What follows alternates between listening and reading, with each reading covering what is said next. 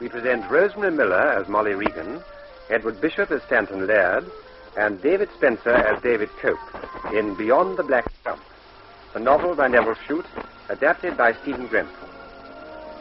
Beyond the Black Stump.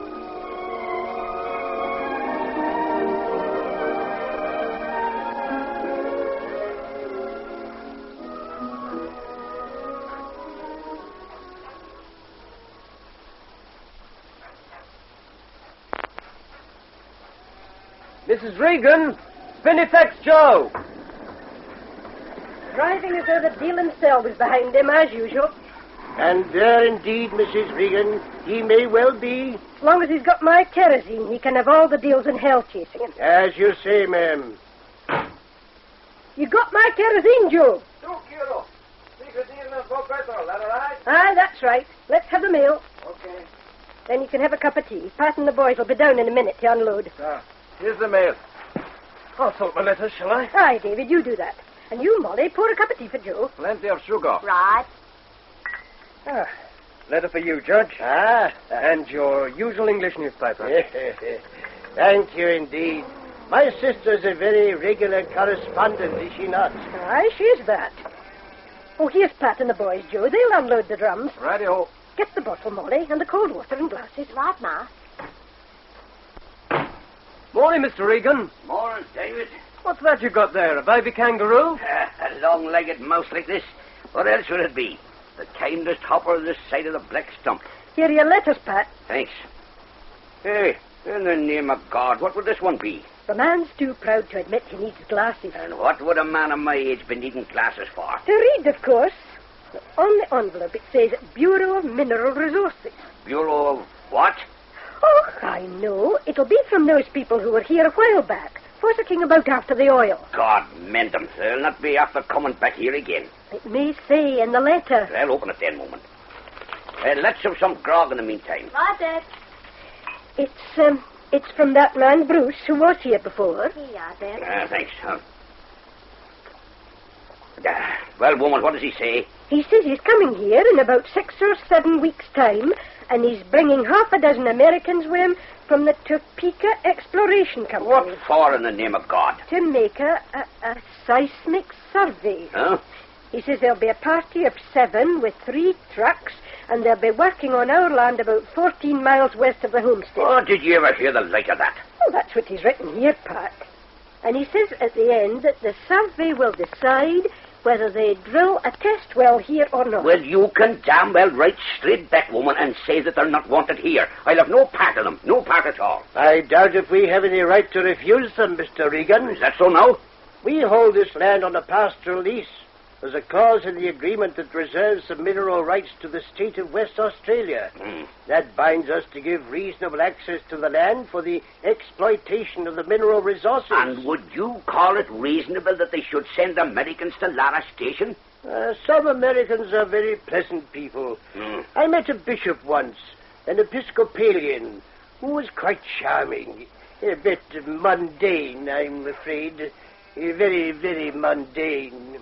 They'll be working much nearer my fence than yours, Pat. I think it might be rather fun, having some Americans around. Fun, is it? Would you be after calling it fun the way they carried on in Alice Springs all through the war? Glory be to God. No young girl living in that town that wasn't raped. And no old woman safe. Safe in the house itself, and the door locked and bars on all the windows, and Father O'Connor praying with her on her bended knees, with the damn Yankee soldiers bellowing round the house like raging stallions. Is it fun, you call it? It wasn't like that at all, Pat, and well you know it. If there's any raping done here on Lara, it'll no be done by Americans. I hope you don't mean me, Mrs. Regan. Oh, no, David, I don't mean you. Anyway, there's going to be no raping on Lara Station. Heaven knows the judge here's got enough kids in the school already. Indeed, that is very true. I shall have 6 more children in the school next month than we have desks for. The Vogue twins, and Mrs. Stockton's Elsie, and little Johnny 6, Palm Olive's little girl, and the Yardley boy. I think we ought to order 8 more desks, Mr. Regan. After all, how can I rebuke these little ones for bad writing when they have to balance their slates on their knees? Hey, another totter girl. Come up, Dad. Damned Americans, always turning a man's life upside down. Indeed, Mr. Regan. They belong to a race which possesses the capacity to do that. Mundane, yes, but vital. 7 of them. 3 trucks. Well, we can't have that many in the house. Where will you put them? Isn't there the shearers' quarters empty for them to sleep in? There's wire beds for their bedding and a stove for them to cook on. Aye, they might go there. Oh, you can't put Americans in the shearers' quarters, Mom. In the name of God, why not, girl? Oh, because they live differently to that, Dad. I've seen how they live on the pictures down in Perth. But did you ever hear the like of that? It's a queer thing I'm thinking that the shearers' quarters are good enough for an Australian shearer and not good enough for an American, with all the lechery and evil in the world in his black heart. Look, Pat, I can put a couple of them up at my place. If they can cope with the gin's cooking, then. Yeah, they'd be better doing their own cooking in the shearers' quarters. No, leave it, David. Mr. Bruce knows the way things are with us. We can't accommodate that many people. Anyway, they'll have everything they need for camping by their trucks, or they can sleep in the shearers' place. Well, if it comes to that, I might even make shift to feed them myself.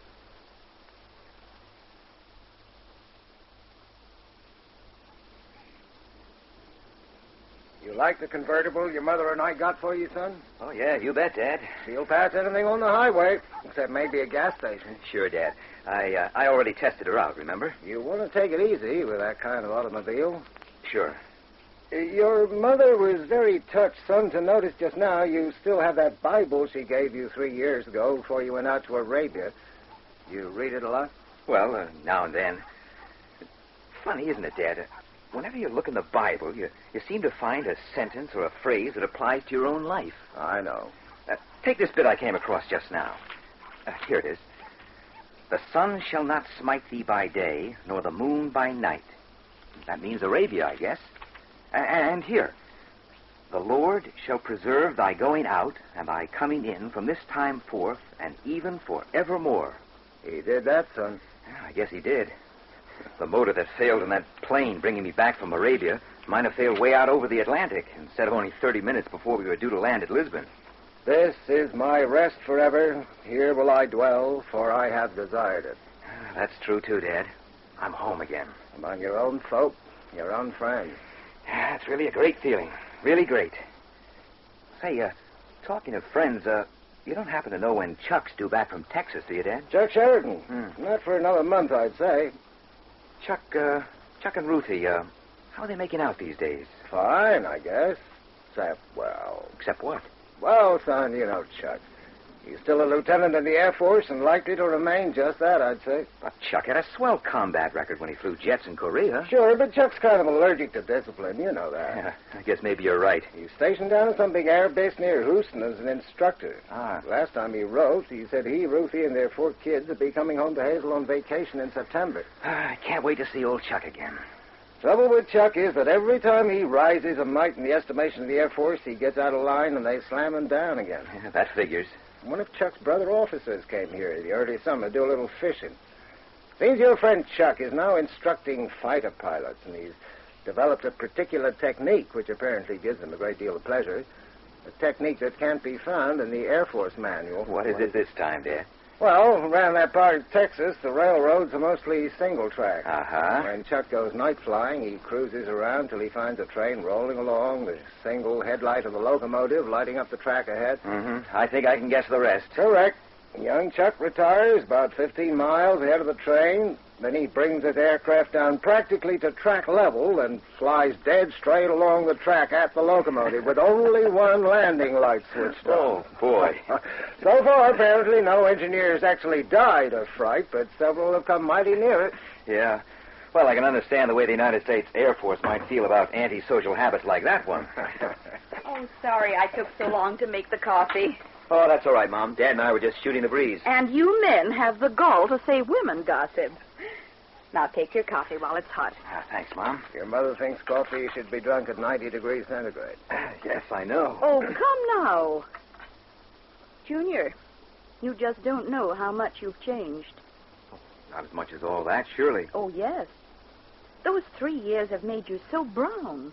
Is that all? No. You're a deal more adult and self-reliant. Well, that's something.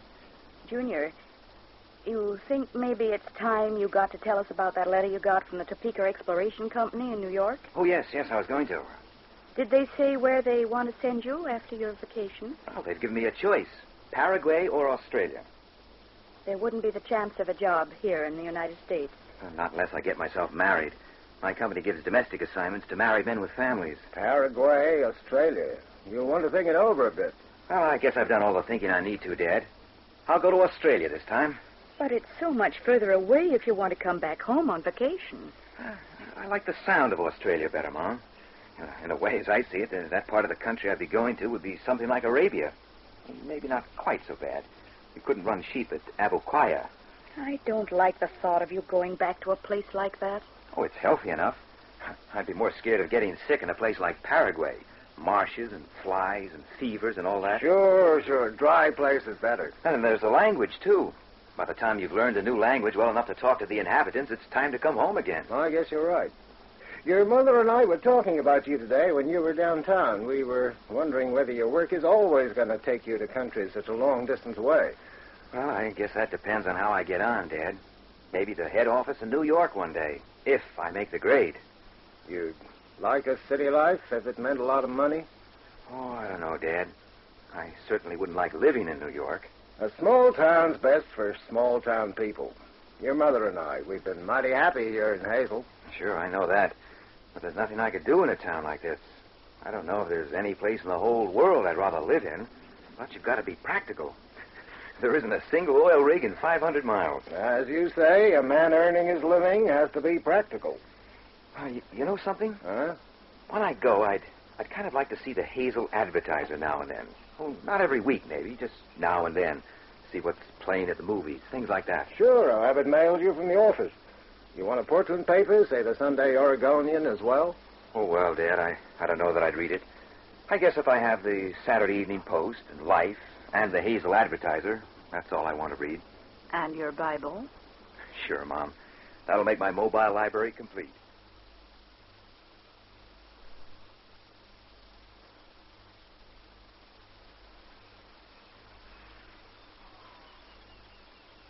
That you, Stan? Chuck? Who else you expect, man? The president?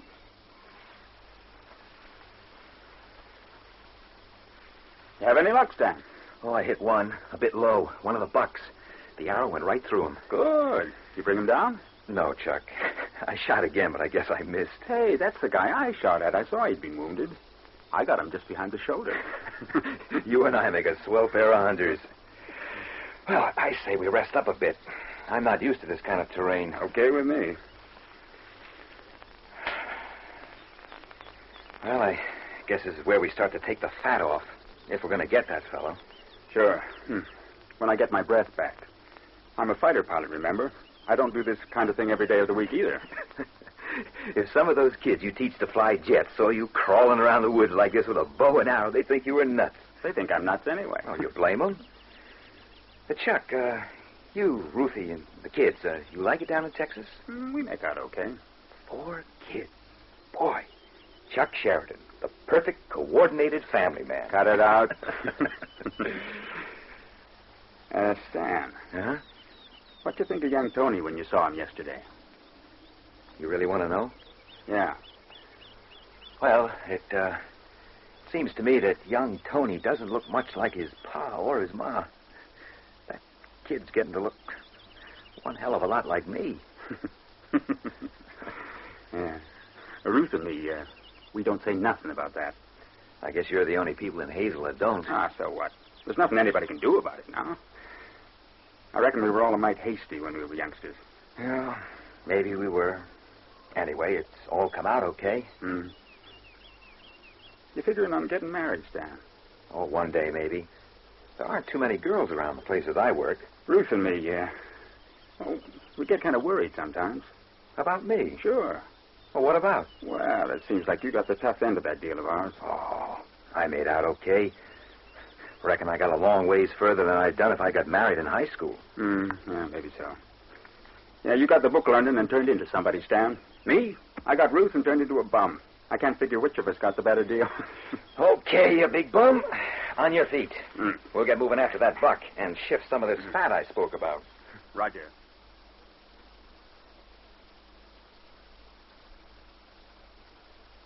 it be beaut, David, having Americans here at Lara? Your father doesn't seem to think so. Oh, you know what Dad is. His back's worse than his bite. The sheep are going to find the water situation pretty tough soon. I know. How are you off for water at Lucinda? Not too good, Molly. We've got a little left in the big dam. How much? Oh, enough to last about a month. The bores are running well, though. Are you going to put down any more bores? Oh, I'm not sure it's worth it. I just don't think there's any water there. We've got the two along the line of Blackman's Creek, and there's no sign of water anywhere else. Oh, that's bad, David. I know. We might put one down between them to spread the feed, but it'll probably reduce the flow of the ones we've got. Yes. You've done well, David, for a man of only 22. Dad was saying only the other day how well you've done since you came out from England. Well, my last wool check was £9,000. Dad respects you. We all do. But 4 other graziers tried their luck at Lucinda and had to give it up. Oh, there's always got to be a first time. If we get a good long drought, a real drought, it'll dry up your bores and finish you completely, I'm afraid. Well, let's hope we don't get a real drought, then. Why do they call him the judge? Oh, the judge. Oh, we don't know his real name. He's called the judge because he was one. In England somewhere ages ago, before I was born. He got the sack. I didn't know a judge could get the sack. Yeah, well, here's one that did. Why was he fired? Well, I'm not supposed to know, but I think it was for taking a more than professional interest in delinquent girls. He's a strange old chap. He's a wonderful teacher. I do know that. He taught me history. And my sister Bridget, he taught her to speak French and German before she was 10. Molly, now that you're back from Perth, are you going to stay here for long? Oh, I don't know, David. I want to be a teacher, but Ma's not getting any younger. I think I'll stay here for a year until my sister Elspeth leaves college, and then let her come home and take a turn. Ma wants me to go to Scotland then, and afterwards to France and Italy. I'd like to do that before I settle down and get a job. Oh, that'll be a grand trip. You could come back via America. I never thought of that. Hey, when these Americans come here, David, do you think they'll be like the Americans we see on the movies? I shouldn't think so for a moment. They don't all live in penthouses or mansions in the deep south, you know. Yeah, I'll bet they don't live in places like our shearers' quarters either. When do they arrive, anyway? Over here. What? Came this morning, didn't you know? Well, nobody told us. Oh, talking of the movies, are you going to Clem Rogerson's show at Manor Hill on Saturday? Are you? Well, I usually do. Makes a change. Ma likes to go sometimes. Tell me on the air tomorrow night in the Natter session. I'll call in here and pick you up, if no one else wants to go. Oh, all right, David. Thanks.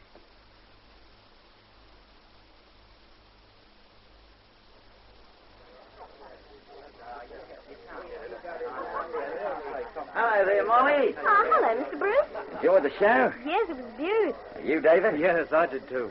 Your mother and father here, Molly? No, they didn't come. David brought me over to Manor Hill. Oh. Ma said they'd better stay at home in case you came over with the Americans. Yeah, I'm sorry about that. We got held up on the road. Look, let me introduce you to Stanton Laird. He's the one who'll be in charge of the party on your father's land. Oh. Hey, Stan! Stan, come over here a minute, will you? Okay. I want to introduce you to some friends of mine. Oh, swell, Mr. Bruce. Stan, I want you to meet Miss Mollie Regan from Lara. Hi, hello, Miss Regan. Hello. Certainly glad to know you. I hoped we'd get onto your property today, but Don will have told you we're running kind of late. Yes, I know. What happened? I guess we just naturally got lost. What, between here and Malvern Down? That's right. But didn't you follow the tracks the mail truck make? Miss Regan, one wheel rut just like another wheel rut to me. Oh, Mollie's the name, Mr. Laird. We use Christian names in this country unless you're trying to be very formal. Oh, fine. I'm Stanton. Oh, and this is David Cope. Oh, glad to meet you, David. How'd you do? Oh, you're not Australian? No, I'm English. They call us Pommies out here. I've got Lucinda Station next to Lara. Oh, that's to the west of Lara, as I recall it. I guess we'll be operating pretty near to your boundary. Yeah, so if I can help you in any way, I hope you'll come over and tell me. Well, that's mighty nice of you. And I'll start right away by getting you a drink. What's your poison? Oh, thanks, but I don't believe I'll take anything right now. Oh, nothing at all. But everybody's grogging up like fishes around the corner. Grogging up? Aussie for drinking. Well, maybe something soft. Oh, what would you like? Coke, is that okay? Sorry, we haven't got anything like that. Lime juice, lemon squash? Lime juice, please. A long one. Right, won't be a take. Don't you drink, Stanton? Not alcohol. Not many people do where I come from. Oh, I thought all Americans drank terrifically. I suppose I'm going by the movies I've seen in Perth. Miss Molly, I'd say that the movies aren't a very safe guide to America. Of course, some Americans do live that way, or they wouldn't make movies about them, I guess. They'll do anything in Hollywood. But I come from the West, where we don't live that way at all. It's still kind of frontier where I come from, ranching and riding horseback over the trails. You still use horses in America? Why, certainly. In my part. Where I live, there's nearly 300 square miles right close into town, where you can only go on a horse. No roads at all. It's frontier still. Oregon, in back of the state, close to Idaho. Do you know how many horses we've got at Laris, Stan? I'd only be guessing. About 300, but I'm not really sure. Heaven's sake. Laris just under 1 million acres, you know. It's not big as properties go up in the north. We feel it's just a comfortable size. Oh, my face is sure red. You know what? I'm going to keep my big mouth shut about America till I learn something about this country. Oh, no, don't do that. You don't know how much we've all been looking forward to hearing how you live and everything. We seldom get a visitor at Lara, and I don't ever remember anybody coming from abroad, except David. Hey, that reminds me, it's time we went to look for him, if we're ever going to get a drink, that is. He seems to have forgotten all about it.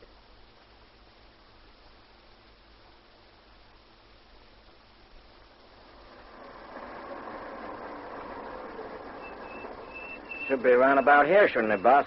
Sure, Hank, just about.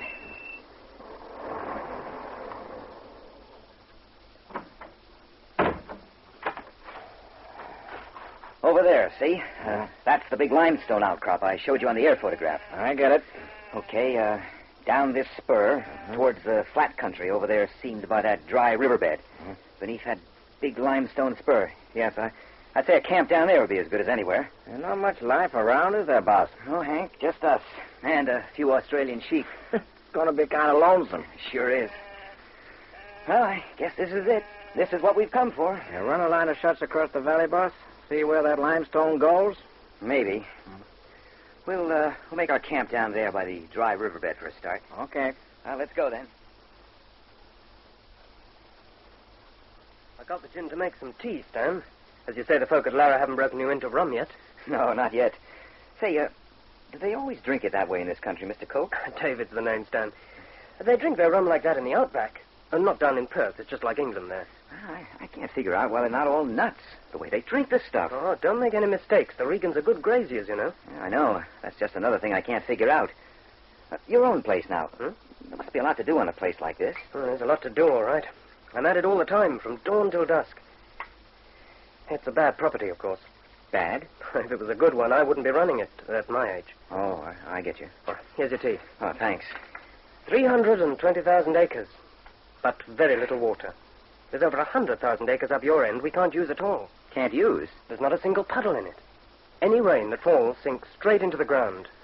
Would that be the area towards our camp? Yeah, that's right, Stan. Can't run any stock at all between this homestead and your camp. Well, maybe you won't be so mad at what I'm going to ask then. What's that? Well, the strata on the Lara side are falling to the west as far as I can see. And now I'm working close up to your fence. Mm-hmm. The department haven't asked for us to prospect on your property, have they? Well, not as far as I know.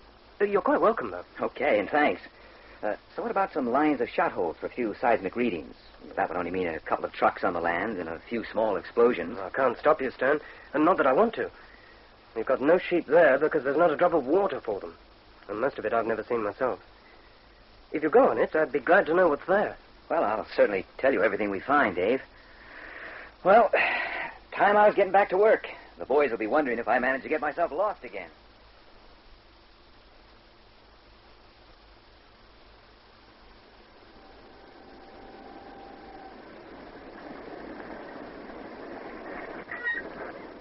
Is that you, Stan? Sure is. Where are you? I'm in the office tent. Okay.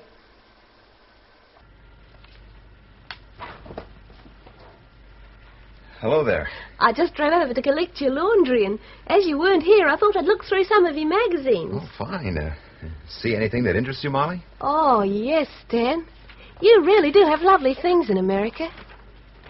Tell me, are these pictures real? Real? Yes, you know, I mean... Well, do you really have motor cars like this wonderful convertible? Yeah, I guess so. Sure, I'd say that was about right. Oh, you do have the loveliest magazines. Oh, would you like to borrow some of them? Well, if you really can spare them. Oh, it's good propaganda. A real two-way stretch. While I'm learning about your country, you can learn a bit about mine, in case you ever visit there. Oh, I'd love to. Oh, that's settled then. Stan, is it very cold where you live? Well, most winters we have, say, a foot of snow for around 3 months. In a bad winter, or a blizzard, well, it might run to a couple of feet. Do you know, Stan, I've never seen snow. Is that right? When you have snow, do you really use sleighs with horses and bells on the harness? Only on the farms, I guess. Flower on the air, boss. Okay, Hank. Well, it won't take me long, Molly. And when I get back, we'll have dinner. A cookie-made maple ice cream, special for you.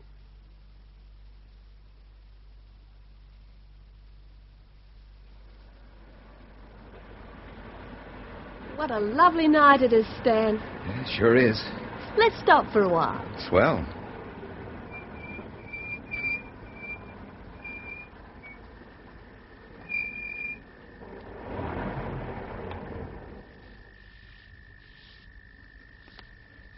Do you mind if I ask you something, Molly? No, of course not. The judge, is he a bit nuts? Oh, good heavens, no. The judge has got a very clear mind. Mind you, he gets a bit confused sometimes, but that's only the rum. Well, that's exactly what I can't figure out. Now, back home, if anybody drank like the characters out here drink, he'd be right on the skids. Oh, the judge doesn't really drink a great deal. Dad drinks twice as much. It just doesn't seem to make sense to me. Oh, Ma cuts it down when she thinks they'd have enough. She knows about grog.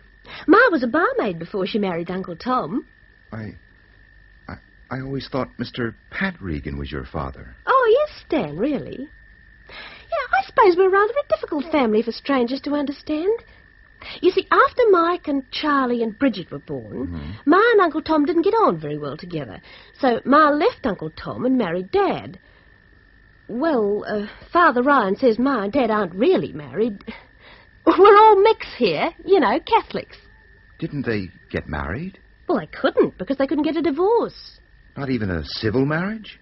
I don't think so. I'll ask Ma sometime. Sure must make things kind of complicated. I don't know, Stan. Not here in this part of the Outback we call the lunatic. I'm glad you told me all this, Molly. Well, it'll help you to understand us. I suppose you think we're a lot of savages. Why should I? People are much the same all the world over. You know that. We've all got a skeleton of some kind in our cupboards. No, not you, Stan. Oh, you're dead wrong there. I think maybe I ought to tell you about mine. Well, only if you really want to, Stanton. I do. Here goes. You remember that guy I told you about, Chuck Sheridan? Your friend who's an Air Force pilot? Yes.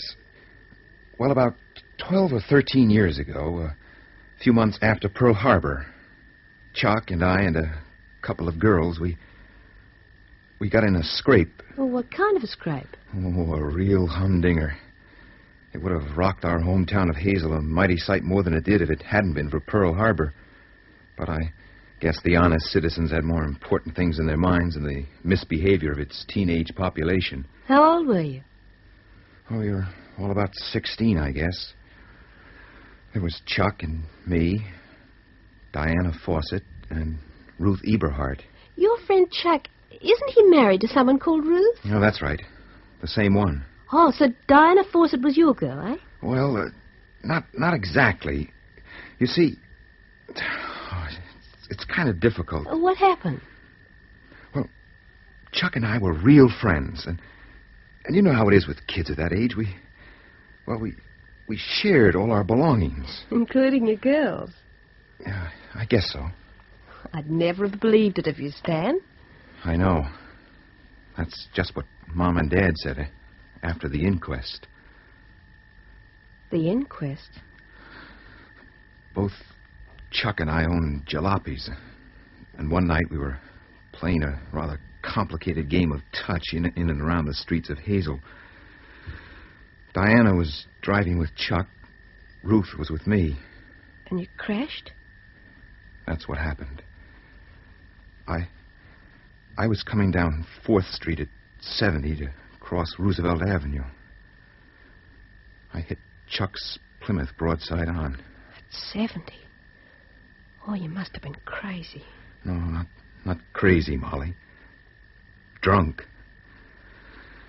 I guess we all were.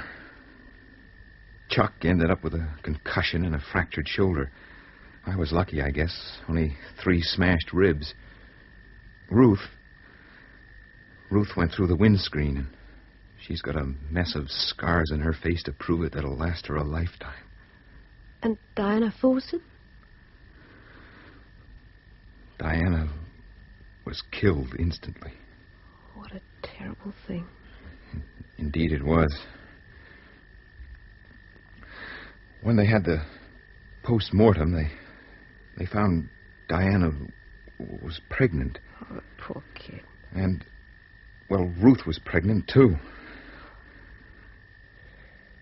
What did the police do? Well, Judge Hadley figured it this way. Diana was dead. Nothing could bring her back to life again.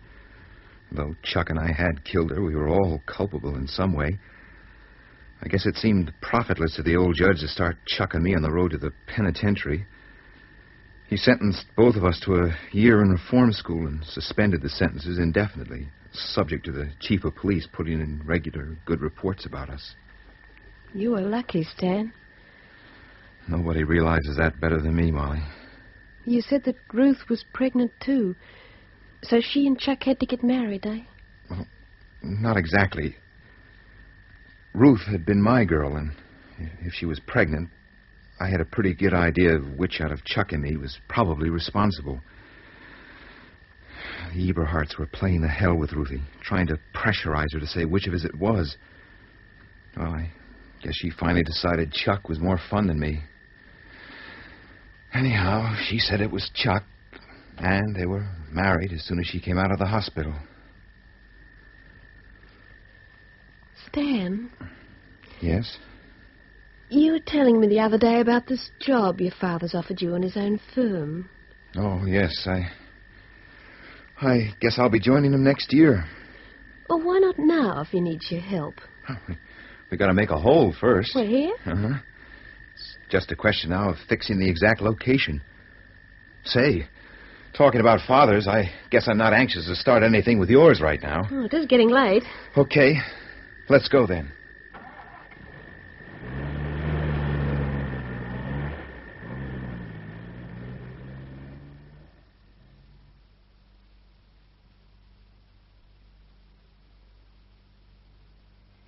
Your sheep don't look too bad. Not too bad, David. How's the rain been on Lucinda? Oh, could have been a lot better. We only got about 9/10 of an inch at the homestead. Oh, Uncle Tom says we got about 3 inches. Oh, but then, Molly, you always get more than I do. Oh, it doesn't do us any good. It goes straight into the ground. All the water we've got comes from bores. I suppose that in America it falls straight into the mouths of the sheep. Whatever made you say that, David? So far as I can make out, they run their ranches very much the same way we do. Only they seem to have a lot more water than we do and smaller stations. Better land, in fact. Everything's better in America, isn't it? Well, if it is, it's because they've worked damned hard to make it so. And I just sit on my backside and smoke my pipe all day, of course. Oh, I didn't mean it personally, David. You work harder than anybody here in the lunatic. Just that I get a bit tired of these supermen. Well, what have you got against them, David? I think it's because they're so ignorant. Oh, I'm going back. You're always on the lookout for any excuse to run them down. They've brought a bit of America into the lunatic, and I think it's done us all good. Look, perhaps we'd better change the subject. Too right. All right. Will you marry me? That's a very poor joke, David. I'm serious. But you can't be. I'd have asked you months ago if it weren't for the fact I'm probably going broke this year.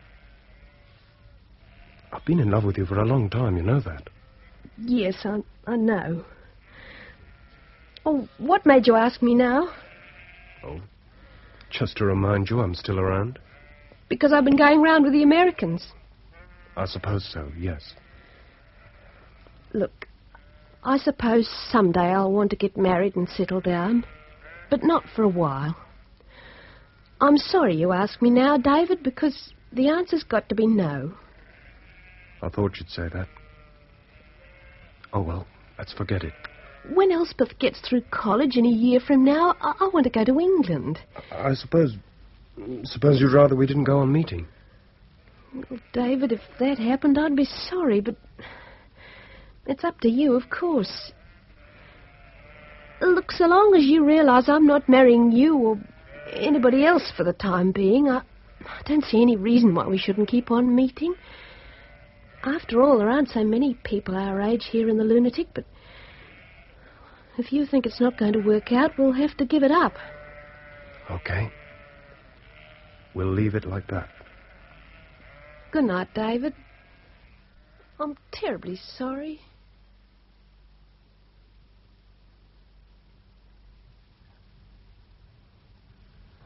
My dearest Stanton, I'm afraid what I have to write to you in this air letter will be very bad news indeed. Your friend Chuck Sheridan was killed flying last week. Amy Eberhardt came round last night and told us the news. It has been a terrible shock to them, and indeed to everyone in Hazel.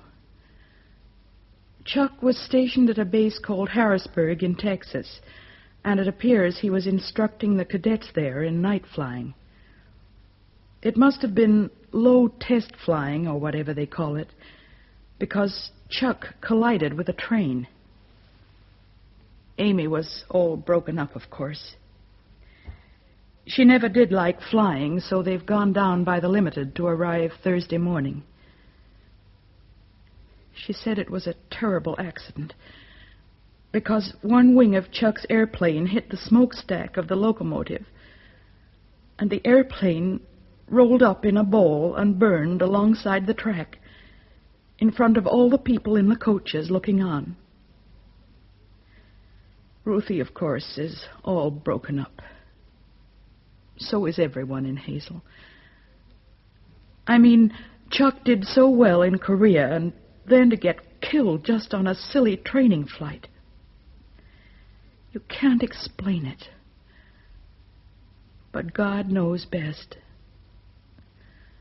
I am so sorry this news comes to you when you're so far away from us all.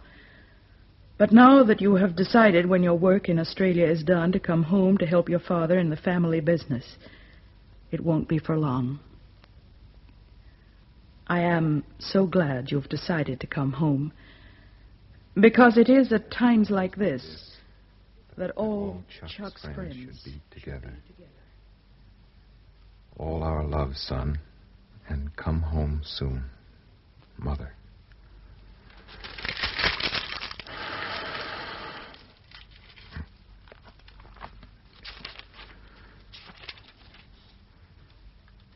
For I am persuaded that neither death, nor life, nor angels, nor principalities, nor powers, nor things present, nor things to come, nor height, nor depth, nor any other creature shall be able to separate us from the love of God, which is in Christ Jesus our Lord.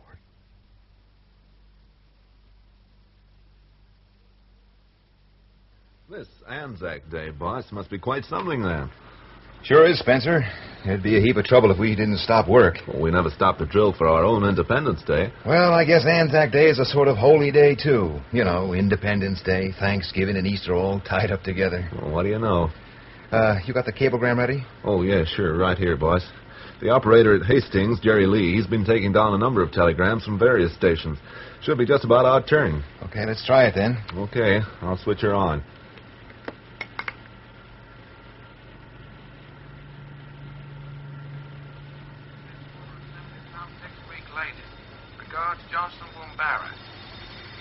I'll tell you, he's cut his bloody throat. What in hell was that? The Lord only knows. Turn the volume up. All stations off the air, please. Some station seems to be passing a medical message.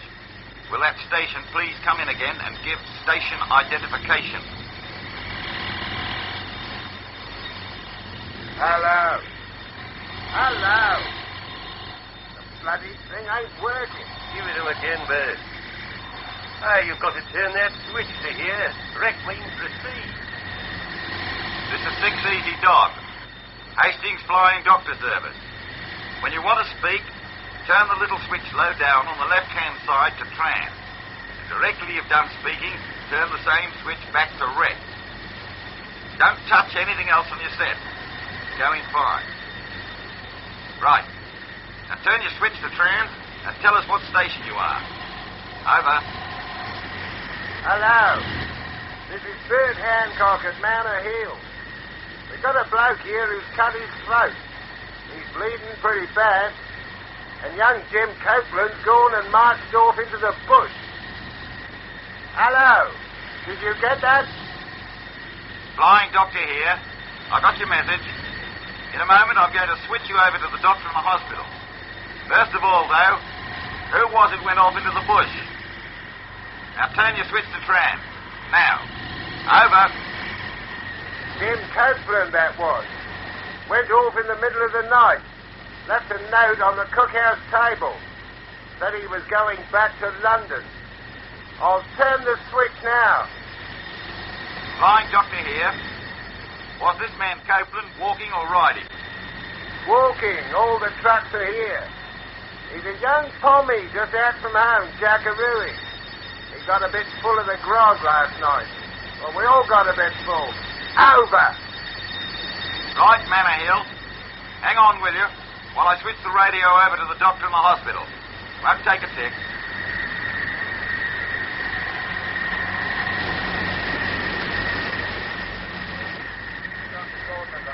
Hospital. How did this man cut his throat? With a razor, Doc. We got him out in the veranda, sitting up. It didn't seem right to move him. Tell me how long the cut is, whether it's still bleeding. I'd say it's about 4 inches, Doc. It's bleeding pretty fast still. Real nasty. Right. Now look, Mr. Hancock. I'll come out just as soon as I can get an airplane. But first of all, you've got to get that bleeding stopped. Have you got any suits? Turn it down a bit, Spencer. Okay. I don't know what they see, Doc. Maybe some of us should go over with the first aid kit. Take quite a while. The airplane with the doctor would make it first. I guess I'll go over and take Tex with me. We're not so far away, and it might look bad if we didn't show up to help. Okay, I'll turn it up again. See what's happening. Well, I'll try it if you say so, Doc. I told you, though, I can't stand blood. Makes me sick in the stomach. I've chunned it once today already.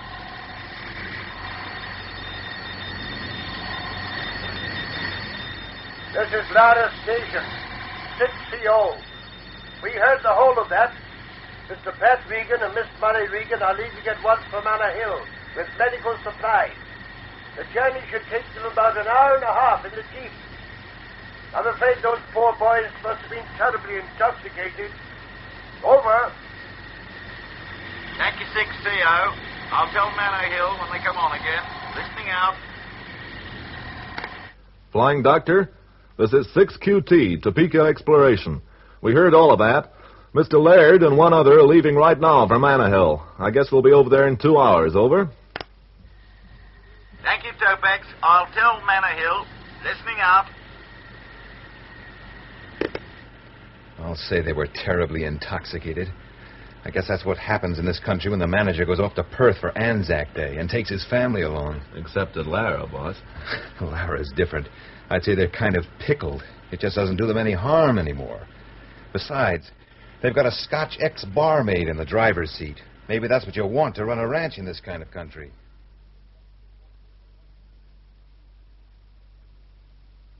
Oh, Stan, I'm so glad you've come. They're in a hell of a mess here at Manor Hill. I know, we heard it on the radio. What goes on with the horses? Oh, it's this boy Copeland, the jackaroo. Jackaroo? Oh, jackarooing is working on a sheep station as an apprentice to learn the work. Oh, We've got to find this boy. He's out in the bush somewhere. Dad says he'd probably be dead by sunset. 6 or 7 miles in the heat of the day, and then you're finished. What can we do to help, Molly? Oh, the country's too rough for your jeep. Can either of you ride a horse? Oh, certainly I can. No, I mean really ride, Stan. Well enough to keep up with us all day. Oh, you forget I was raised on a ranch back home in Oregon. Good-o. Well, that makes one more man. What about you, Tex? I guess you'll have to count me out, boss. I never got around to riding no horse. Oh, well, that makes 5 of us for the 2 colored boys. Oh, we'll want a lot more people, though. I think, Tex, you'll have to sit on the radio. Okay, Miss Mollie. Oh, what happened to the guy who cut his throat? Well, I'm afraid he's dead. And the character who had to do the sewing up? Flat out in his bed, dead to the world.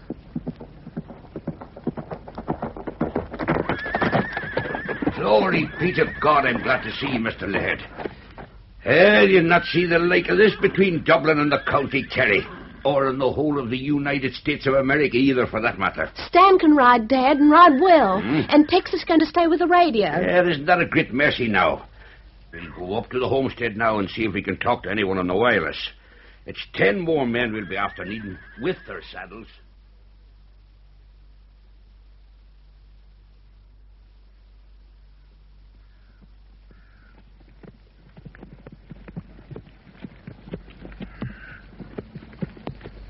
You were watching me just now when we were cantering. I'm sorry, Stan. I had to see whether you really could ride, by Australian standards. And? You can ride all right. Where do you suppose we ought to look for this guy? Well, Dad said he'd probably took to the road at first, even though he was blind drunk. But that as soon as he got crazed by the heat, he'd leave it. Well, if he used the road, we'd see his footmarks in the dust. Oh, for his sake, I hope so. You know, I think Chuck would have liked this country. Well, whatever put that into your head? I don't know, Molly. I guess the kind of things happen around here that Chuck would have been able to handle. For your sake, Stan. I wish he was here. Thanks.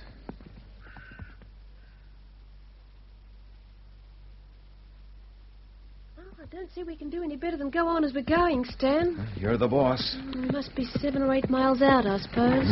About that, I guess. Well, you could have walked as far as this by night quite easily. Although we haven't seen any traces. Yeah, this guy's good at covering his tracks, the nut. I'd like to keep it going for another couple of hours, if that's all right by you. Say till 5 o'clock. Fine. I just hate to think of anybody wandering about on foot in this kind of country. Oh, I know. They come out from home and they just don't understand. It takes a long, long time before they do understand. Hey. What is it, Stan? I was just wondering, that might be over there on the road. It looks like a stone. Oh, I don't see anything. See that first kind of wiggle? Yeah. Well, on past that. The tree on the left. Just a mite past that. Oh, it's a stone. I guess maybe it is, but it's kind of rounded for a stone in these parts. And they're mostly red anyway. I guess I'll just take a look.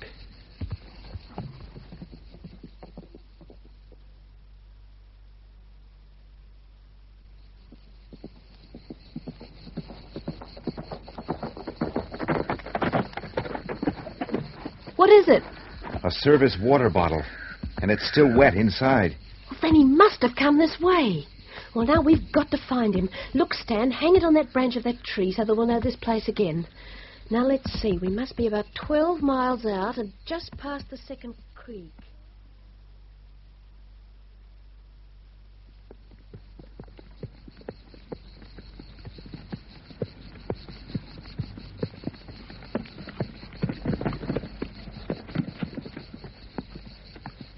I guess this must be his trail. I'm certain he can't be far away. He isn't. What? See that clump of spinifex down there? Where? Oh, yes, I've got it. My goodness, what wonderful eyesight you've got. Come on.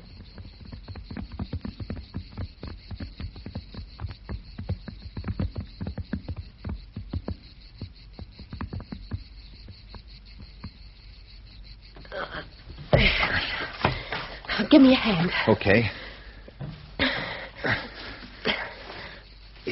Well, he's alive. Only just. Yeah. He's burrowed right into the spinifex like an animal. Well, we'll have to cut it away from on top of him. Have you got a knife? Sure. My hunting knife from back home.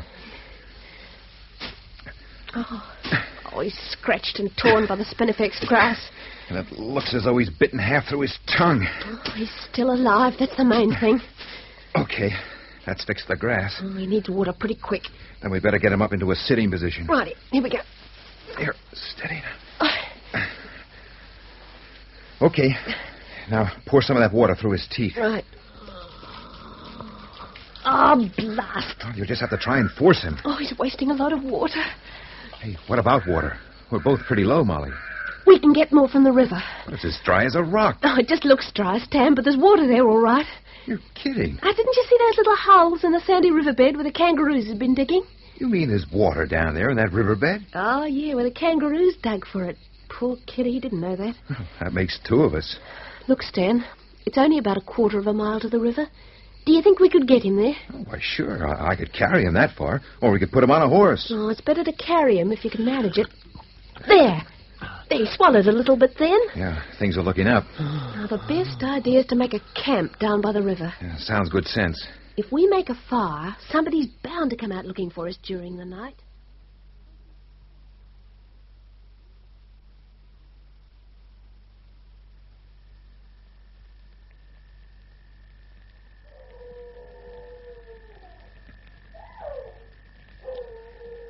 This kid, Molly, he's very near to death. You know that? Yes. It's the skin. He's so terribly burnt. Oh, let's hope somebody sees our fire soon. I'll throw another bush on it, will you, and give it a stir? Okay.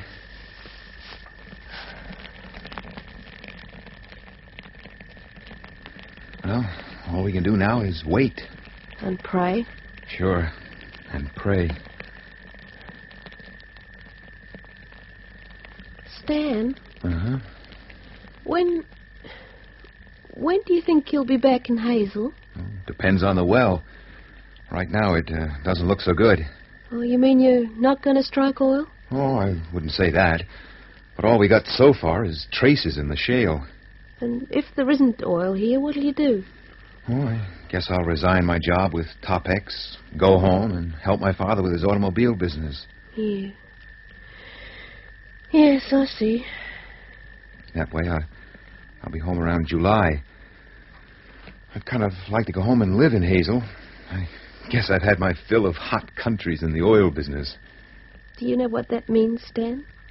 Me going back home? No, not finding oil. Some of us were beginning to, well, dream dreams. Dreams? You know. You'll all go away and only a few concrete blocks and platforms will remain to show that you've been here. Yes, sir. I guess so. But no more ice cream or Coca-Cola in the lunatic. No more American magazines. No more stories about how you live in America. There'll be no chance of a town growing up here in the lunatic with hairdressers and shops and cafes and theatres and churches. Well, if we don't make a strike, I guess that'll be true. We'll all be terribly sorry to see you go. I guess I'll be sorry to go, too, in some ways. Why do you say that? Surely you can't like living in a place like this. Not after Oregon. Well, you get kind of used to a place. Besides, folk here have been mighty nice to us. Oh, it's made a tremendous difference to us in the lunatic having you all here. In your shoes, I'd do the same. I'll be itching to get back to Hazel. Sure, that's the way I feel, Molly.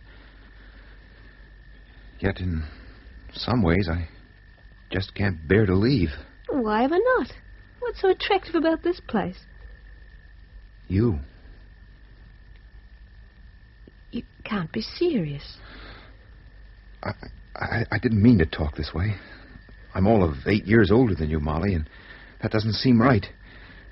But ever since you let me tell you about Chuck, I've thought about nothing else. Oh, Stan. So that oil isn't down there. I just can't bear the thought that I'll be going away soon and never see you again. I guess there's one thing above everything else a man like me wants in his wife. That she be a kind person. And that's what you've been to me, Molly. Real kind. What your dad would say, the kindest hopper this side of the Black Stump. Oh, I never knew you thought of me as a hopper. Oh, I don't really, honey. That's sort of allegorical, like the Black Stump itself. But if I were to tell you that you were the kindest person I'd ever met this side of the Black Stump, I guess that would be true. Oh, Stan, you're such a sweet person. I'm in love with you, Molly. I guess I'm older than I'd like to be, and a mite too serious for you, maybe.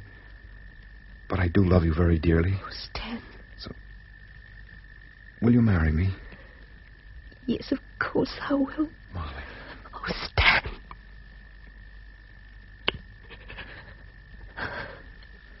What about your folks? Your dad, I mean. Do you think he's likely to be mad? Not anymore.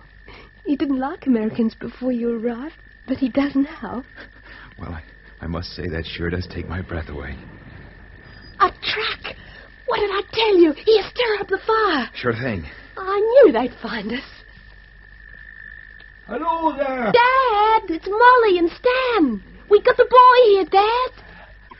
You and his mother should be burning candles to the miracles of God, the way you found the lad. Stan found him, Dad. And may the holy saints reward you, Mr. Laird. Or else the doctor will be needed for this fella. We'll have to get the stretcher fixed up.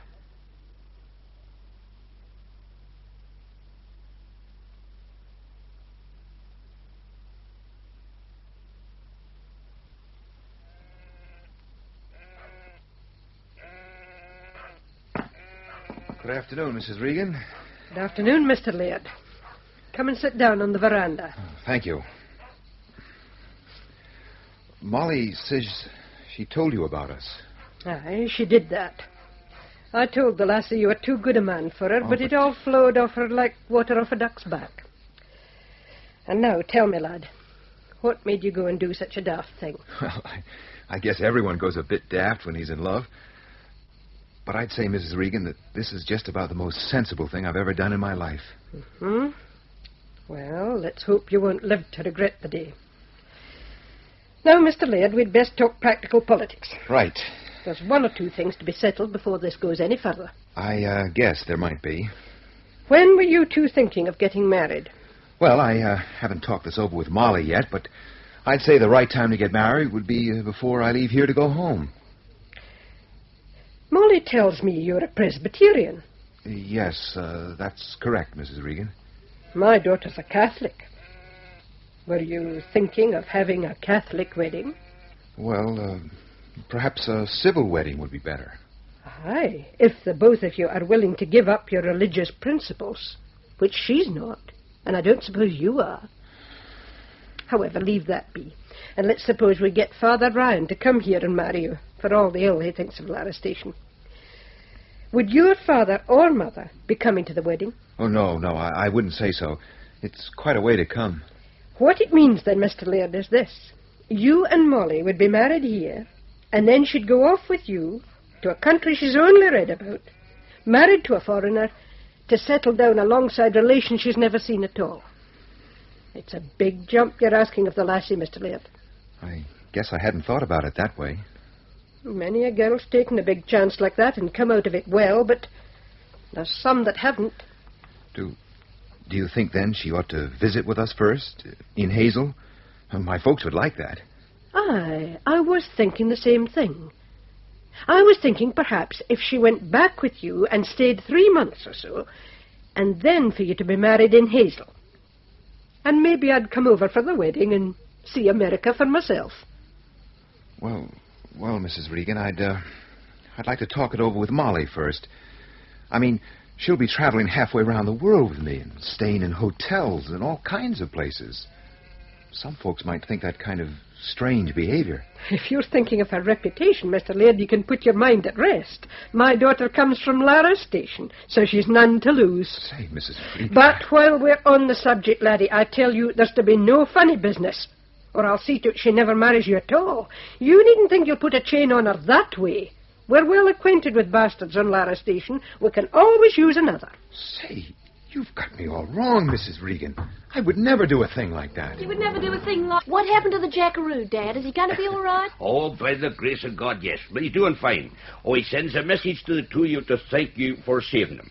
The doctor's taking him to hospital in the aeroplane. Will he be coming back to Manor Hill, Mr. Regan? Oh, he will not. Oh, it's back home to England for that buckaroo. Aye, there's some that's fit for working in the lunatic and many more that's not. That's a true saying, my dear. Pat, Mr. Laird here has been asking for our Mollie. May the saints preserves. To wed the girl, you mean? I guess that's the way it is, Mr. Regan. Well, now, isn't that a great wonder? That the like of you would want to wed a girl like her. Was it in the dark night you asked her now? And the two of you sitting by the wood fire under the bright stars, waiting there by the poor jackaroo when I come to find you in the truck. Yeah, that's right, Dad. That's when it happened. Yeah, so of course I had me suspicions, and you with the starlight in your eyes. Here, go and get the bottle, girl. Right. This is one time you'll take a drink, Mr. Laird, even if it lays you flat on your back as all the boys at Manahill. Well, maybe just a small one, Mr. Regan. No, just a quarter of a bottle, eh? No more.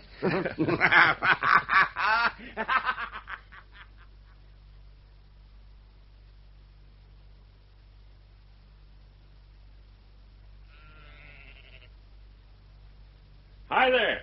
Hello, Ted. I thought I'd stop by. Oh, come on in. Thanks. Any sign of it letting up here at Lucinda? Not a hope.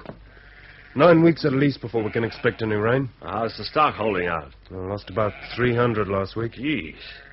Guess you won't have many left in 9 weeks. I think I'll probably get by with about 2,000. Out of the 4,000 you started out with. That's quite a loss. Well, come on in and have a drink, Ted. No, I guess I won't stay. The guys back at the rig will be wanting their chow. Oh, you, heard the news? What news? Well, back at the rig, they're saying, Miss Mollie and Stan Laird aim to get themselves married.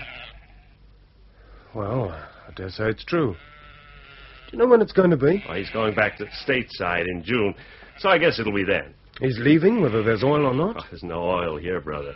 Oh, this is a dry hole. A busted flush. Well, Stan Laird's a good sort of chap. They don't come any better. Too good for me, I guess. Oh, well, so long for now. I gotta beat it, or those guys will tear me apart.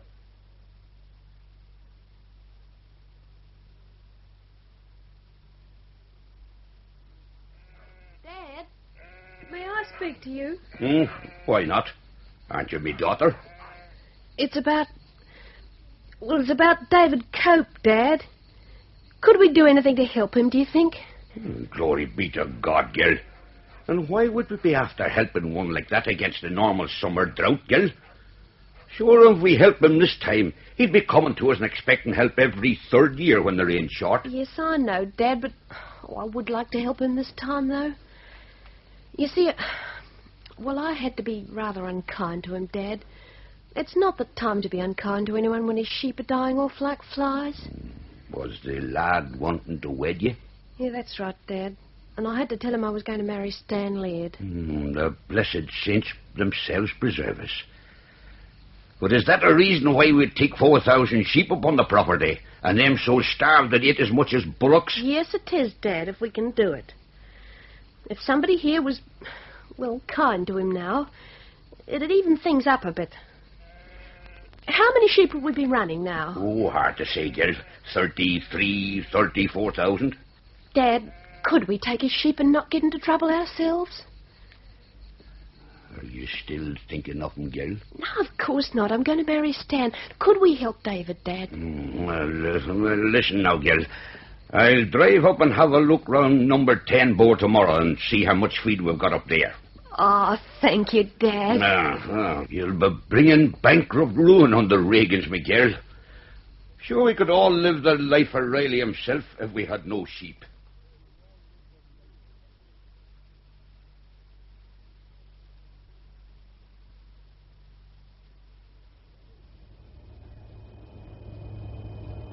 There it is, honey. But it's so large. You always told me Hazel was a small town. Oh, that isn't Hazel down there. That's Portland. Oh, Stan, that river, it's enormous. Yeah, it's quite a river. I've never seen so much water. Well, as we Americans are supposed to say, you ain't seen nothing yet. Will they like me, do you think? Mom and Dad? Well, they'd better. I'm scared. Oh, honey, you got no cause to be. They're just ordinary folk, like the folk in the lunatic. Oh, darling, you're wrong there. In the whole wide world, I don't think there are any people like the people in the lunatic. Well, maybe not quite so nuts. Anyway, there's no cause to worry. So relax, honey. They're going to love you, as I do.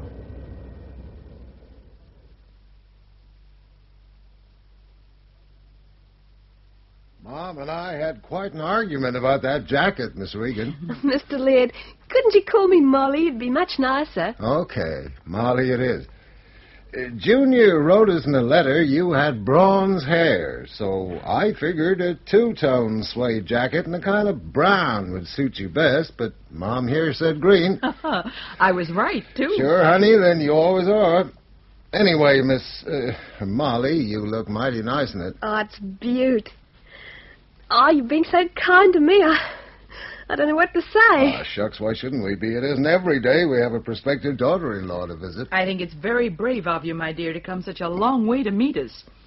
Junior wrote to tell us about you not being engaged yet, and Dad and I think that's real sensible. Well, I think it's a bit of nonsense, Mrs. Laird. Stan and I wanted to get married, but Ma said we weren't to be engaged until I'd stayed with you for a bit. The only difference is that I haven't got a ring. Your Ma's right, dear.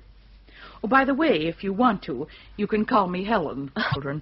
So they're fixing a bungalow for her. When's it going to be finished, Dad? I'd say in about a month. Dan told me Ruthie'd be back here in Hazel in the fall. Has she got any money? Not a lot. I guess Dan kind of worried about that, too. Poor Ruthie. All those kids, too. I guess he sure got the rough end of the stick after all.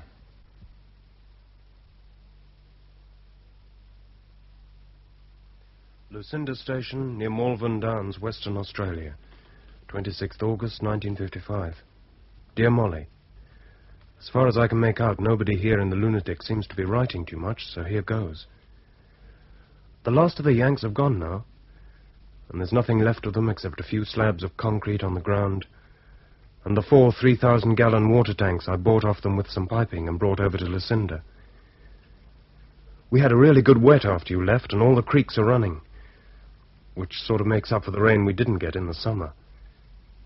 The sheep are doing well, what's left of them. Thanks a lot for getting your old man to give me a hand. You've got some marvelous feed on your place out past your number 10 bore. You saved my bacon, and I'll never forget it. Thought I'd send you a wedding present with this letter. It comes to you with my love, you know that. It's a book of poems. A Shropshire Lad by A. Houseman.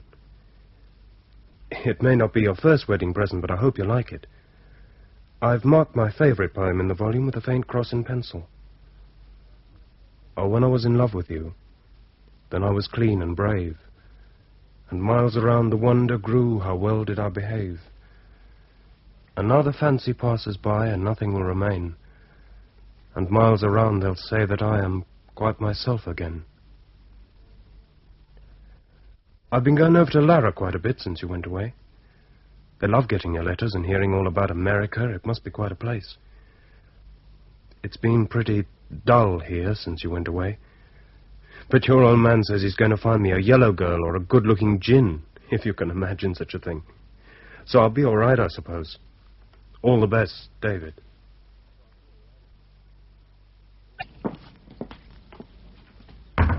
Now, you just sit down and relax. Oh, dear. They're back, then?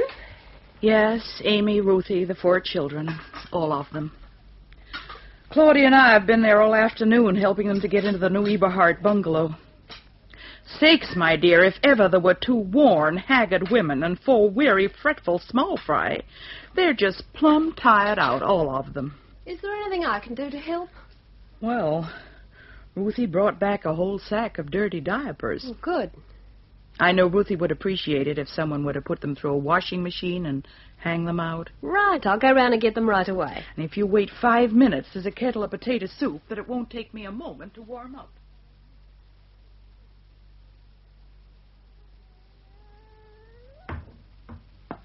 Oh, I'm sorry. My name's Mollie Regan. I'm stopping with the Lairds. Oh, hello there. I'm Ruth Sheridan. Yes, I know. I brought some potato soup. Oh, thanks. And Helen said there was some diapers that needed washing. Well, have you come to do the diapers? That's right. I'll do them in our machine and bring them back in the morning. Oh, thanks. They're all yours, sister. Wait till Pa comes back with a car and he can drop them off at the Laird house for you. Oh, I can carry them. They're no weight. What? You don't mind walking down the street with a sack of diapers? Why should I? Say, you wouldn't be the girl who came back with Stanton from Australia. Yes, that's right. Well, what do you know? Or in motor cars. Stan told you what happened to us when we were kids. Yes, he did, Ruth. I hope you don't mind. No, of course not. When I was coming over here from the Laird house, I saw your boy Tony in the street. He's an awfully nice kid, he really is. You notice anything about him? Well, of course I did. He's just like Stanton, isn't he? And you don't mind? Well, Ruth, why ever should I? Well, it's got to be a lot more noticeable these last few years. Oh, I guess we were real wicked in those days. Wicked and crazy. Now, listen, Ruth. You really mustn't think that I'm upset about it. I really do mean that. I come from a place that's very different to Hazel. More irregular, I suppose. Where I come from in the lunatic. The lunatic? Yeah, that's what it's called, honest. Anyway, there are a good few illegitimacies there, both black and white. Well, I'm one myself, for that matter. You are? Yes, I am. Boy. Hey, does Helen know that? Well, not unless Stanton's told her. Ruth, Tony is Stanton's son, isn't he? Yes, honey, I guess he is. Oh, I kind of hoped he might be Chuck's, but... Oh, well, maybe I did wrong when I told everybody the baby was Chuck's, but I'll never be sorry I did it. Of course you won't. Nobody's any the worse for what you did. Maybe not. Oh, I don't know. Ruth, I'd better take the diapers now. Anyway, the lads will be expecting me back for supper.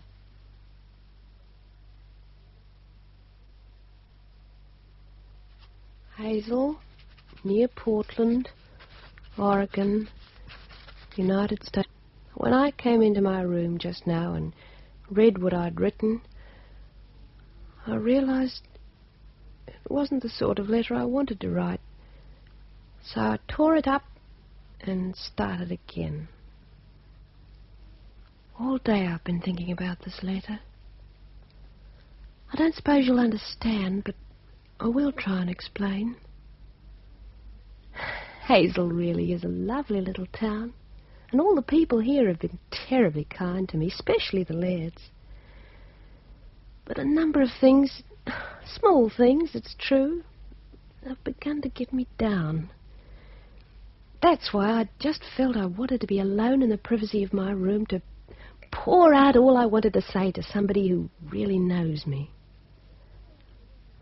But it really is just marvellous here. The country's so pretty and the people are so nice. And the shop's so full of everything anyone could want. The road's so good. The motor car's so lovely. Oh, it's exactly like those advertisements we used to look at in the American magazines. Do you remember when you got so angry and said that I thought the American supermen were better than anybody else at everything? Oh, it's all the opposite to Lara and the lunatic. So that it's crazy to be always thinking of home. David, I wish you'd write again sometime when you aren't too busy and tell me more of what you and everyone else is doing. I hope that now the wet has come, things are better for you and Lucinda. If only you had water there, it'd be a marvellous property. You'd be able to marry a beautiful girl from Perth and be rich and have hundreds of thousands of sheep and lots of children. But, of course, Lucinda is one of the driest properties in West Australia, I'm afraid, and there just isn't anything anyone can do about it. So, the beautiful girl in Perth, whoever she is, will just have to remain single. I know I'm going to be terribly happy in this lovely place, but it's going to take a little time to settle down. My love to the yellow girl, or is it girls? Yours, Mollie.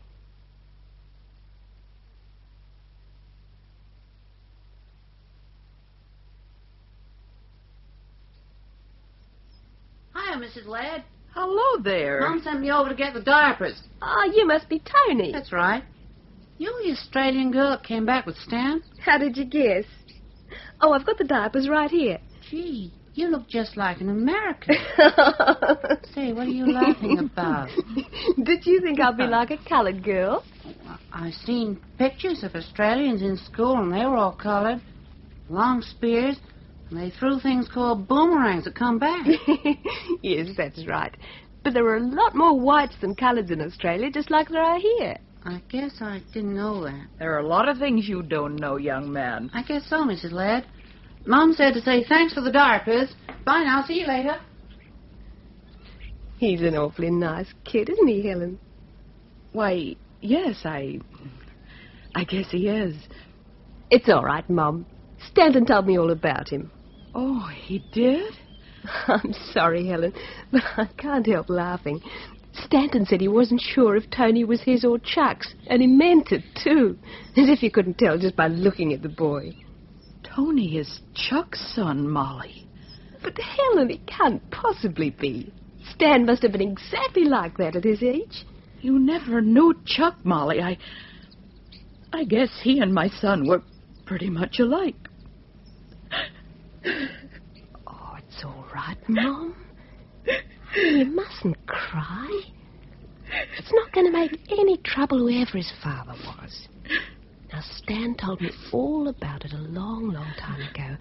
Not long before he heard Chuck had been killed. And I don't mind a bit. Honestly, I don't. Now, you come and sit down and I'll get you a nice cup of coffee. He is Chuck's son.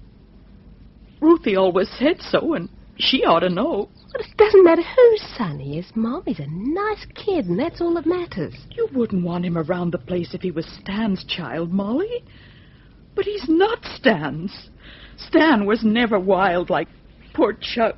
Mom, Stan was only 16 when it happened, and he told me all about it. I just don't understand how you young folk look at things these days.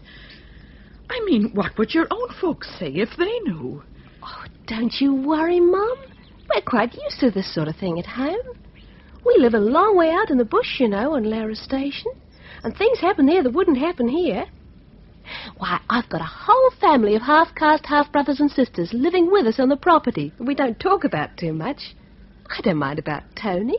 And it just wouldn't mean a thing to Dad or Ma either. They'd just laugh. What did you say about half-caste brothers? I've got 3 of them. And 2 half-sisters, yellow girls. You see, there weren't any white women in the district when Dad and Uncle Tom first went to Lara after the 1418 war. And they lived with gins, the black women, you know. Of course, they gave that up when Ma came along. I suppose we're really a lot worse than you are here. Honestly, you needn't worry about this anymore, Mum. You just forget all about it. Mollie, let me get this straight. You don't really mean you've got colored people in your family? Well, Dad and Ma are pure white, of course, and I'm pure white. But I've got half brothers and sisters living on the property, and they're colored. You mean real colored? Like the colored folks here? That's right. Stan never told us that. Does it make any difference? I just don't know. It's all been so sudden. Guess a boy's folks kind of like to know before he marries into a colored family. Helen, we don't call ourselves a colored family. Not that I'd mind very much if we did. Now, I think perhaps you ought to have a talk with Stanton, Helen. He'll be able to explain things better than I can, because he'd see them more the way you do. And he's seen the way we live. Maybe that's right, dear. I guess I'll have to have a talk with Stan.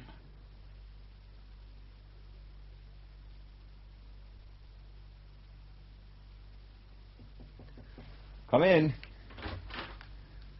Am I disturbing you, Stan? No, of course not, honey. Come in. Oh, you're not still working on that report of yours? Oh, come and sit down. I'm afraid I am, honey. It's quite a report, you know. What is it, Mollie? You look kind of worried. Stan, tomorrow morning I want you to see about airline reservations for me. Airline reservations? Is this some kind of a joke? No, Stan, it's not a joke. But you can't be serious. Oh, you're not worrying about all this talk that's going around town about you? Oh, what are they saying? Oh, nothing very much. But, honey, maybe you want to be a bit more careful what you say in front of folks. What about? You know, about your colored half-brothers and things like that. You know how folks talk in a small town like this. Yes, I know. I'm only mentioning it because, well, I don't want you to be unhappy. Well, it doesn't matter any longer. You're not serious about the reservations. Yes, Stan, I really am serious. I just don't understand. Stan, I think I must have said what I did about my half-brothers and all that on purpose. On purpose? I'm not ashamed of it. It's just one of those things you can't do anything about it. So it's no good worrying. Why couldn't you just leave things be, Mollie? It would have been deceiving your parents, and that's not the right thing to do, not when they've been so kind to me. But besides, it would all have to come out one day. I don't get that. A person has some private things. He doesn't tell everyone. If we were to get married, Stan, and my father came over here to see us, what would you do? Get in a couple of cases of overproof rum and entertain him at home? Or would you take him down to Skid Row? Stan, I've been thinking about an awful lot of things since I talked to Ruth. Before you and I could think of marrying, Stan, your people, Aunt Claudia and the Eberhards and your friends and all the people in Hazel, they'd have to know all about me. What do you mean, all about you? Oh, about me being illegitimate for a start, and lots of things. For instance, about Dad and Uncle Tom swapping Ma for a Mauser rifle, things like that. It's all part of it. Well, you couldn't tell them that. Well, why not? It all happened, and it's all a part of me. And I'm not going to marry you, Stan. But why? Why? I just don't understand. Darling, it wouldn't work. I see that now. And you will too one day. You do now, if you're honest with yourself. There's too much between us. I like you terribly, but if I married you, we'd both be unhappy. Oh, it's no good going on and kidding yourself that it'll all come out good when it's like that. I don't see it that way at all, Mollie. Honest, I don't. Sure, there'd have to be adjustments. Oh, it's more than that. It's much more. Look, Stan, I don't think I could stand it here, for one thing. Well, honey, I thought you said... said... it's not I don't like Hazel. It's a lovely little town, but I think it would just kill me to live here. Forever, I mean. Tell me why. Please. I want to understand. Well, everything's been done here, for one thing. Where I come from, everything's still to do. Oh, there's so very much to be done and built and made in the lunatic. Oh, I'd like to go back and have a hand in doing it. Oh, sometimes, honey, I kind of feel that way myself. But you only live once. There's no call to live your life in a place like the lunatic. Well, there's one other thing I'd like to say while we're talking like this. Go ahead. Stan, I think you ought to marry Ruth one day, after I've gone away and all this has died down. I think that's the right thing for you to do, and I believe you know it yourself. Well, I guess when a guy's girl starts cracking up another woman, then it's kind of final. I guess it is, Stan. Maybe you'll feel better about everything in the morning, honey. No, Stan, this is it. All right. Now, I want to ask you something, Mollie. Well, I'll answer if I can. You're going back to marry that English boy, David Cope? Well, I can't answer that one. I just don't know. I shouldn't think he'd asked me. He asked you once, didn't he? Yes, he did. Well, I've got a wedding present for you and David. Or perhaps it'd be better to say a kind of dowry. Wedding present? For David and me? Sure. Here it is. What is it? Here. It's a piece of paper. The last page of my report. Go on, read it. On Plan 1, surface spot levels below minus 150 feet are indicated by the area hatched in brown. Within this area, bores sunk through the anhydrite rock can confidently be expected to yield an artesian flow. don't understand. That's my wedding present to the two of you, Mollie. Water. Scads and scads of it. Right under Lucinda Station. Clear, cool water. The clearest, coolest water this side of the Black Stump.